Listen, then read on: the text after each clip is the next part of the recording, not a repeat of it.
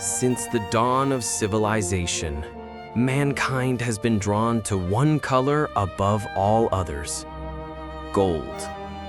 It glows like sunlight trapped in metal, unchanging, incorruptible, eternal.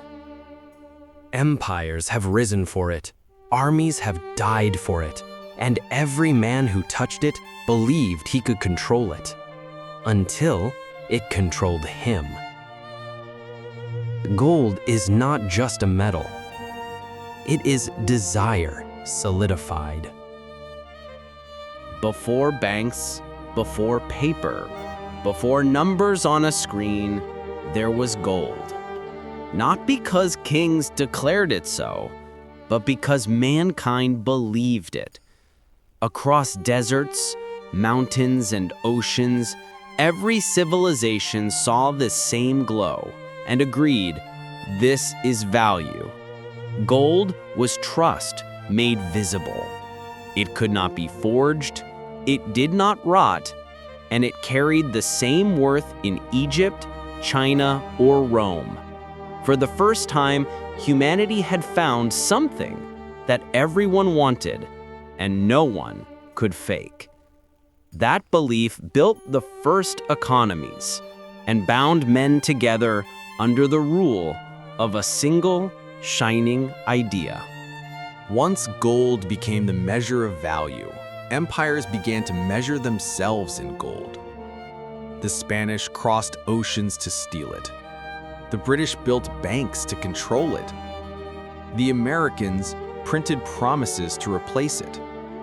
For centuries, kings and merchants waged silent wars, not for land, but for the metal that could buy land. The pursuit of gold shaped the modern world. It carved borders, toppled dynasties, and filled graves. Every empire claimed to master it, but in truth, gold was the master of them all.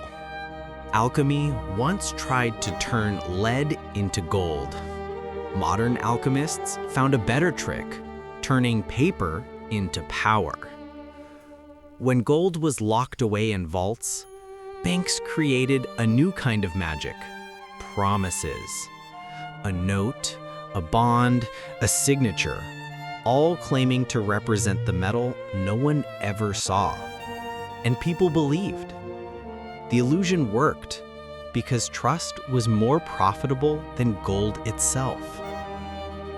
The true alchemy of power was not in gold's glow, but in the invisible faith behind it. Debt began as a promise, but promises became policy. Governments discovered they could borrow from the future to survive the present. Wars, revolutions, empires, all financed by invisible chains. Every coin spent was another link, binding generations to debts they never agreed to. The machine grew, fed by interest, fueled by fear, protected by faith. And like all machines built on illusion, it will run until it burns itself out. When money dies, the collapse is never just financial. It seeps into everything: markets, morals, families, faith. Prices lose meaning, work loses purpose, and trust, the glue of civilization, turns to dust. History remembers Weimar, Zimbabwe, Rome, but it forgets the silence afterward, the empty shops, the broken contracts, the people who stopped believing in tomorrow. When money dies, what truly collapses is the story we tell ourselves about what has value. After every collapse, people gather the ashes and begin to build again. The temples may change, the flags may fall, but the need for belief never dies. New money is born, wrapped in old language: stability, growth, trust. The cycle resets, not because we learn, but because we forget. Every civilization must rebuild its faith in something, in someone, in some promise that tomorrow will be better than today. History does not repeat. It whispers.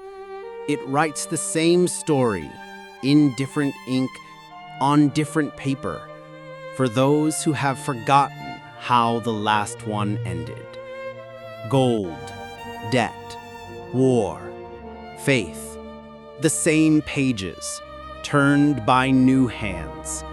The ledger of civilization is never closed. It only waits for the next empire to sign its name.